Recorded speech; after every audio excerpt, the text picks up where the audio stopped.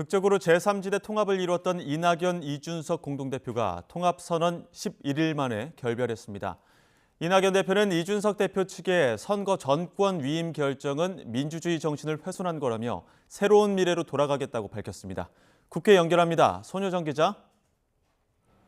네, 국회입니다. 이낙연, 이준석 대표 결국 각자의 길을 가기로 결정했는데 자세한 입장 전해주시죠. 네, 어제 개혁신당 최고위원회의 뒤 신당 잔류 여부를 고민해왔던 이낙연 대표는 오전 11시 기자회견을 열고 이준석 대표와의 결별을 선언했습니다. 이 대표는 부실한 통합 결정이 부끄러운 결말을 낳았다며 다시 새로운 미래로 돌아가 선거 체제를 신속히 갖추겠다고 밝혔습니다. 통합 결렬의 책임은 선거 전권 위임 안건을 강행 처리한 이준석 대표 측으로 돌렸습니다. 민주주의의 정신이 훼손됐고 낙인과 혐오, 배제의 정치가 답습됐다고 비판했습니다. 이낙연 대표가 결국 독자 노선을 택하면서 개혁신당은 통합 11일 만에 분열 수순을 밟게 됐습니다. 현역 의원 하위 20% 통보 이후 민주당 의원들의 탈당이 가속화되면 이낙연 대표가 탈당 의원을 적극 영입할 거란 전망도 나오고 있습니다.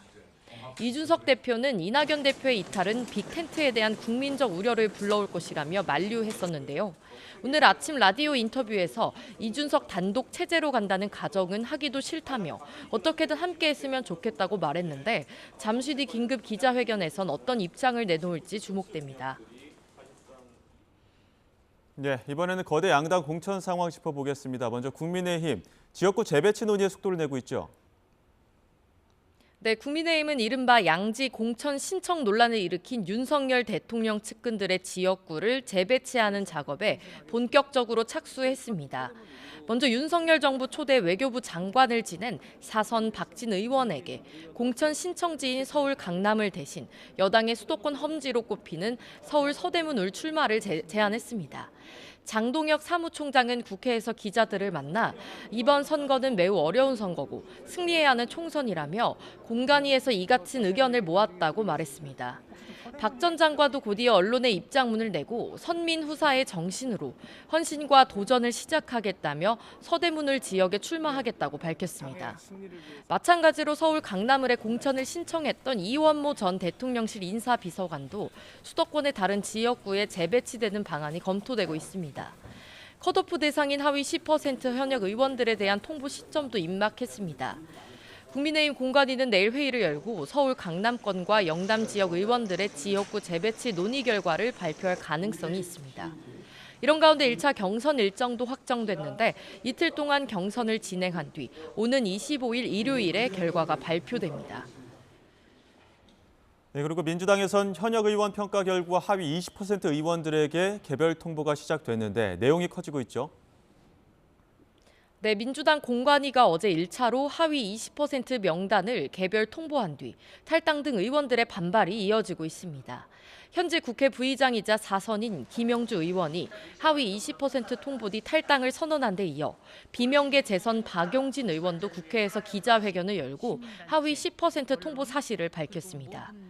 박 의원은 재심 신청과 함께 정당 민주주의와 사당화의 위기에 빠진 민주당을 살리기 위해 과하 지옥을 견디겠다며 당에 남기로 했습니다.